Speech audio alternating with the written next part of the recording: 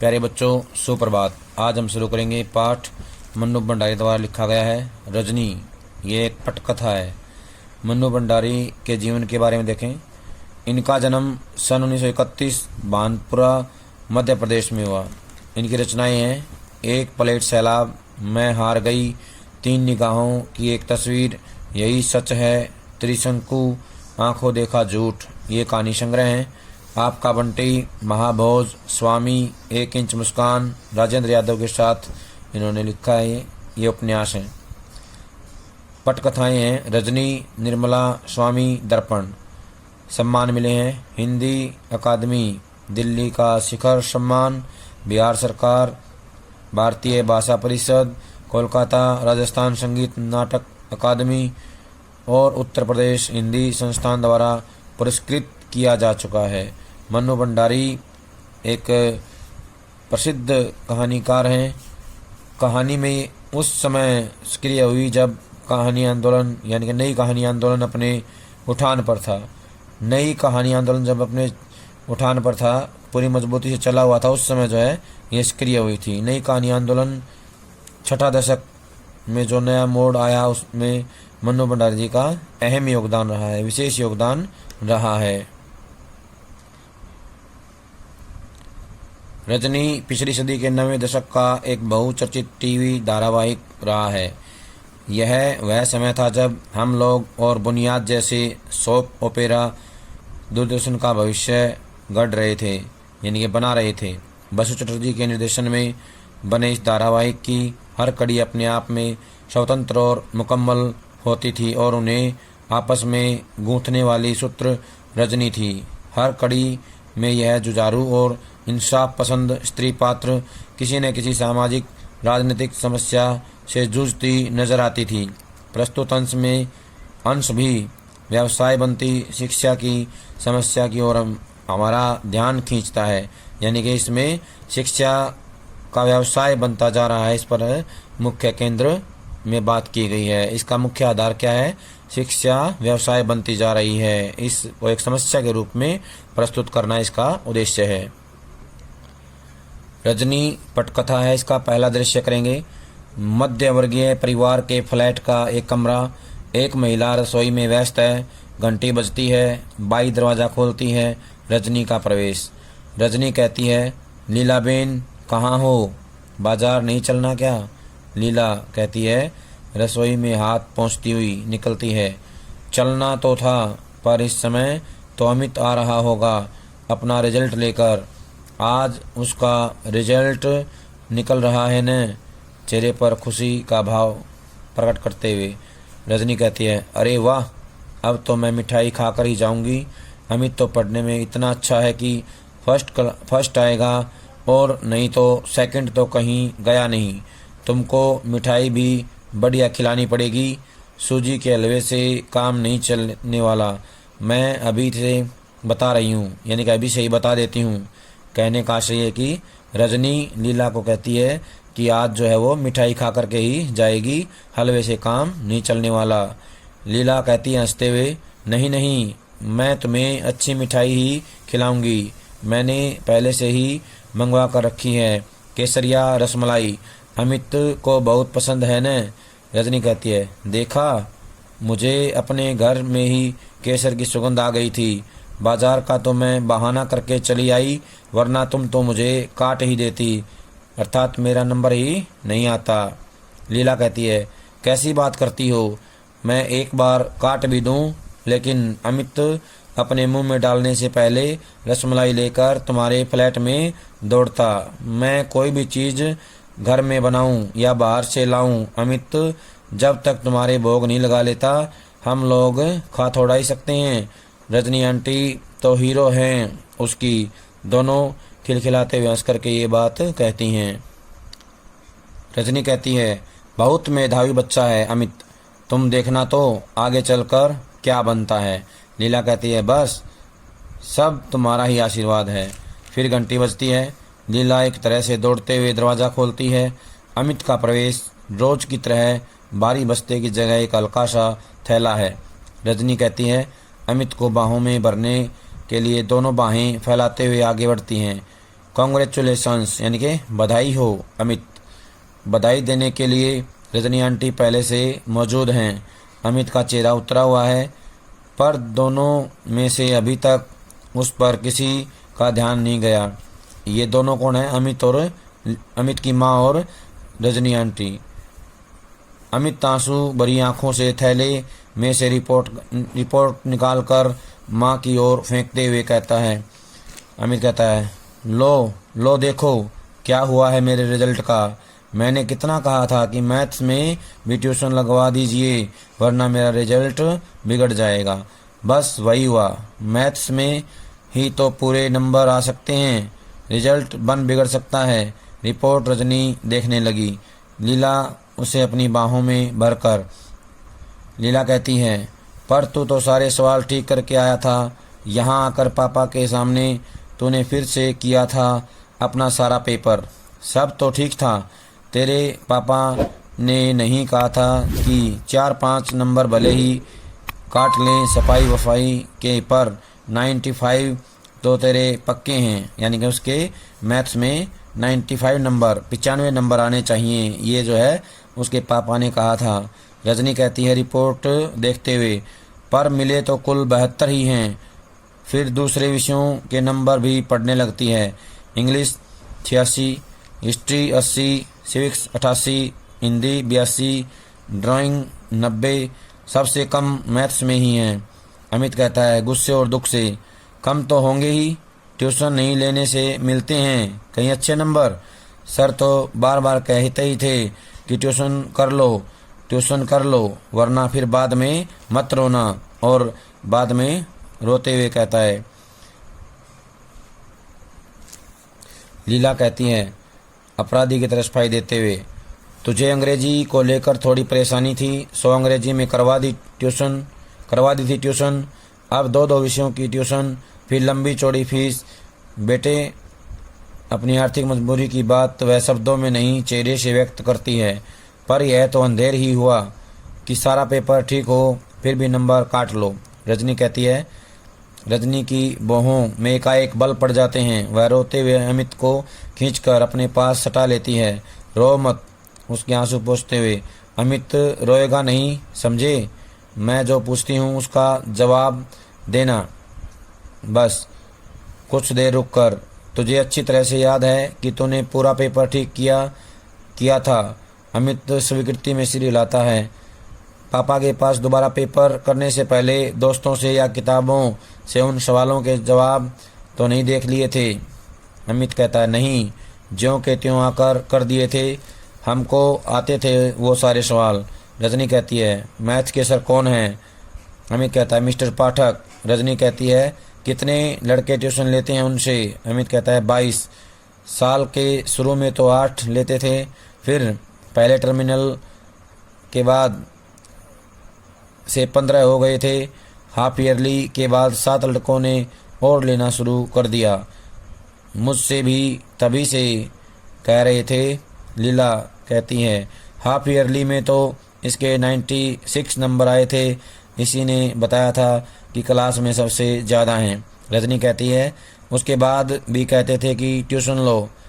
अमित कहता है हाँ, कॉपी लौटाते हुए कहा था कि तुमने किया तो अच्छा है, पर यह तो हाफ ईयरली है, बहुत आसान पेपर होता है इसका तो। अब अगर ईयरली में भी पूरे नंबर लेने हैं तो तुरंत ट्यूशन लेना शुरू कर दो, वरना रह जाओगे। 7 लड़कों ने तो शुरू भी कर दिया था, पर मैंने जब मम्मी पापा से कहा, हमेशा बस एक ही जवाब। मम्मी की नकल उतारते हुए, मैथ्स में तो वैसे ही बहुत अच्छा है, क्या करेगा ट्यूशन लेकर? देख लिया, अब 6th पोजीशन आई है मेरी। 6th माने 6ठी पोजीशन आई है, जो आज तक कभी नहीं आई थी। अमित की आंखों से फिर आंसू टपक पड़ते हैं। रजनी डांटते हुए, फिर आंसू? जानता नहीं, रोने वाले बच्चे रजनी आंटी को बिल्कुल पसंद नहीं है। मम्मी ने बिल्कुल ठीक ही कहा और ठीक ही किया। जिस विषय में तुम वैसे ही बहुत अच्छे हो, उसमें क्यों लोगे ट्यूशन? ट्यूशन तो कमज़ोर बच्चे लेते हैं। अमित कहता है आप जानती नहीं आंटी, अच्छे बुरे की बात नहीं होती। अगर सर कहें और बार बार कहें तो लेनी ही होती है, वरना तो नंबर कम हो ही जाते हैं। रजनी कहती है पेपर अच्छा करो तब भी नंबर कम हो जाते हैं। अमित कहता है हाँ, कितना ही अच्छा करो फिर भी कम हो जाते हैं, जैसे मेरे हो गए। रजनी कहती है यानी कि अच्छा पेपर करने पर भी कम आते हैं, सिर्फ इसलिए कि ट्यूशन नहीं ली थी। तो यह तो सर की गलती नहीं, बदमाशी है। और तू मम्मी से लड़ रहा है, सर से जाकर लड़। अमित इस भाव से सिर हिलाता है मानो कितनी बेकार की बात कह रही है रजनी आंटी। लीला दोनों गिलासों में शिकंजी बनाकर लाती है। अमित लेने के लिए हाथ नहीं बढ़ाता तो रजनी गुड़कती है। रजनी कहती है चलो पियो शिकंजी, देखते नहीं चेहरा कैसे पसीना पसीना हो रहा है। दोनों शिकंजी पीने लगते हैं। इस दौरान रजनी कुछ सोच रही है। शिकंजी खत्म करके कल आप 9 बजे तैयार रहिए अमित साहब, आपके स्कूल चलना है। अमित कहता है एकदम डर जाता है। अमित डरते हुए एकदम कहता है कल से तो छुट्टी है, पर आप अगर स्कूल जाकर कुछ कहेंगी तो सर मुझसे बहुत गुस्सा हो जाएंगे। वहाँ मत जाइए प्लीज़, वहाँ बिल्कुल मत जाइए। लीला कहती है हाँ रजनी, तुम कुछ कहोगी तो अगले साल कहीं और ज़्यादा परेशान न करें इसे। अब जब रहना इसी स्कूल में है तो इन लोगों से झगड़ा।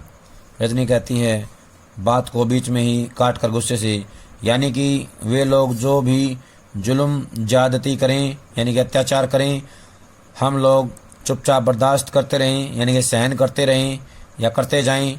सही बात कहने में डर लग रहा है तुझे, तेरी माँ को।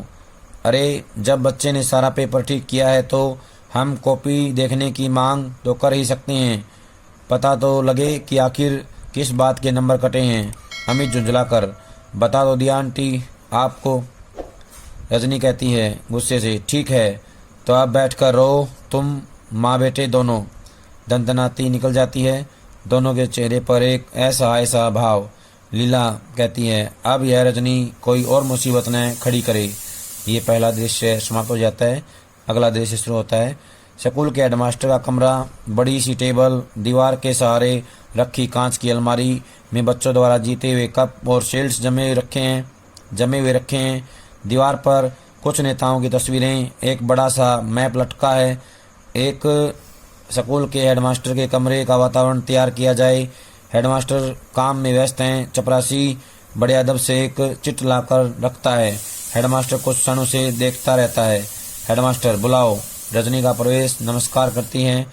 हेडमास्टर कहता है बैठिए, कुछ देर रुक कर कहिए मैं आपके लिए क्या कर सकता हूँ। रजनी कहती है मैं 7th क्लास यानी 7वीं कक्षा के अमित सक्सेना की मैथ्स की कॉपी देखना चाहती हूँ। हेडमास्टर के चेहरे पर ऐसा भाव जैसे वह कुछ समझा न हो।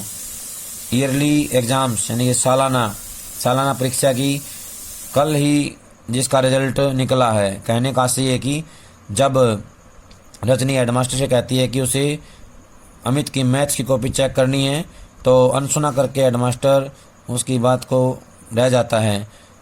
ईयरली एग्जाम्स कल ही जिसका रिजल्ट हुआ है उसकी वो कॉपी देखना चाहती थी। हेडमास्टर कहता है सॉरी मैडम, ईयरली एग्जाम्स की कॉपियाँ तो हम लोग नहीं दिखाते, यानी कि जो वार्षिक परीक्षा होती है उसकी जो उत्तर पुस्तिका है वो नहीं दिखाते हैं।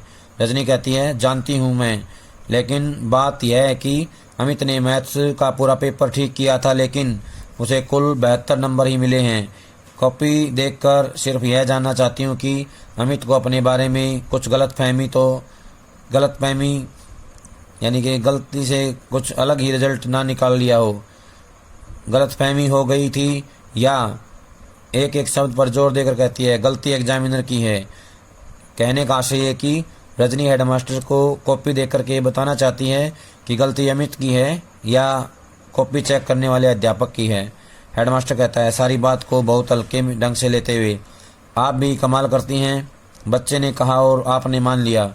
अरे हर बच्चा घर जाकर यही कहता है कि उसने पेपर बहुत अच्छा किया है और उसे बहुत अच्छे नंबर मिलेंगे। अगर हम इसी तरह कॉपियाँ दिखाने लग जाएं तो यहाँ तो पेरेंट्स की भीड़ लगी रहे सारे समय इसलिए तो ईयरली एग्ज़ाम्स की कॉपियाँ न दिखाने का नियम बनाया गया है स्कूलों में, यानी कि स्कूलों में कॉपियाँ दिखाने का नियम बना दिया गया है कि ईयरली कॉपी नहीं दिखाई जाएगी।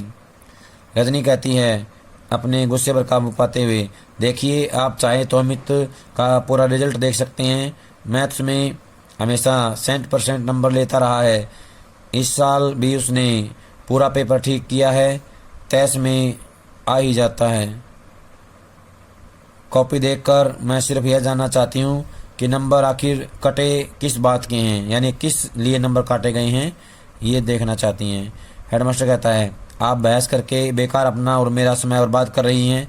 मैंने कह दिया न कि कॉपियों को दिखाने का नियम नहीं है और मैं नियम नहीं तोड़ूंगा। रजनी कहती है व्यंग्य से, नियम यानी कि आपका स्कूल बहुत नियम से चलता है।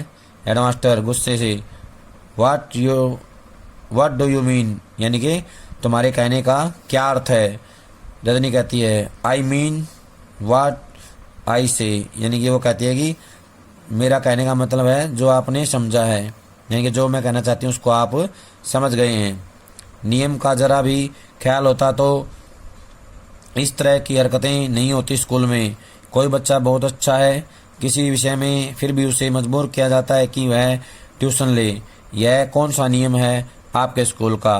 कहने का सही है कि रजनी जो है हेडमास्टर को कॉपी दिखाने के लिए बार बार कहती है, उसके लिए उनको मजबूर करना चाहती है, लेकिन हेडमास्टर उसकी बातों को अनसुना कर देते हैं। हेडमास्टर कहता है देखिए यह टीचर्स और स्टूडेंट्स का अपना आपसी मामला है, वो पढ़ने जाते हैं और वो पढ़ाते हैं, इसमें न स्कूल आता है न स्कूल के नियम, इस बारे में हम क्या कर सकते हैं? रजनी कहती है कुछ नहीं कर सकते आप तो मेहरबानी करके यह कुर्सी छोड़ दीजिए, क्योंकि यहाँ पर कुछ कर सकने वाला आदमी चाहिए जो ट्यूशन के नाम पर चलने वाली धांधलियों को रोक सके, मासूम और बेगुनाह बच्चों को उसे टीचर्स के शिकंजों से बचा सके, जो ट्यूशन न लेने पर बच्चों के नंबर काट लेते हैं और आप हैं कि कॉपियाँ न दिखाने के नियम से उनके सारे गुनाह ढक लेते हैं। हेडमास्टर कहता है चीखते हुए, will you please get out, of this room, of this room माने इस कमरे से, कृपया करके आप इस कमरे से बाहर जाइए। ज़ोर ज़ोर से घंटी बजाने लगता है, दौड़ता हुआ चपरासी आता है, मेम साहब को बाहर ले जाओ। रजनी कहती है मुझे बाहर करने की ज़रूरत नहीं, बाहर कीजिए उन सब टीचर्स को जिन्होंने आपकी नाक के नीचे ट्यूशन का यह घिनौना रैकेट चला रखा है। व्यंग्य से, पर आप तो कुछ कर नहीं सकते, इसलिए अब मुझे ही कुछ करना होगा और मैं करूँगी, देखिएगा आप। तमतमाती हुई निकल जाती हैं। हेडमास्टर चपरासी पर ही बिगड़ पड़ता है, जाने किस किस को भेज देते हो भीतर। चपरासी कहता है मैंने तो आपको स्लिप ला कर दी थी साहब। हेडमास्टर गुस्से में स्लिप की चिंदी चिंदी करके फेंक देता है, यानी उसको टुकड़े टुकड़े करके फेंक देता है, कुछ इस भाव से मानो रजनी की ही चिंदियाँ बिखेर रहा हो। ये दृश्य समाप्त हो जाता है। प्यारे बच्चों, सभी को अभी तक जो पढ़ाया है ये सारा काम अच्छे से पढ़ना है, समझना है और यहाँ से जितने प्रश्न बनते हैं अभ्यास के वो सारे कॉपी में लिख करके याद करने हैं। जब तक अगली वीडियो नहीं आती है तब तक ये सारा काम कर लें। सभी का बहुत बहुत धन्यवाद।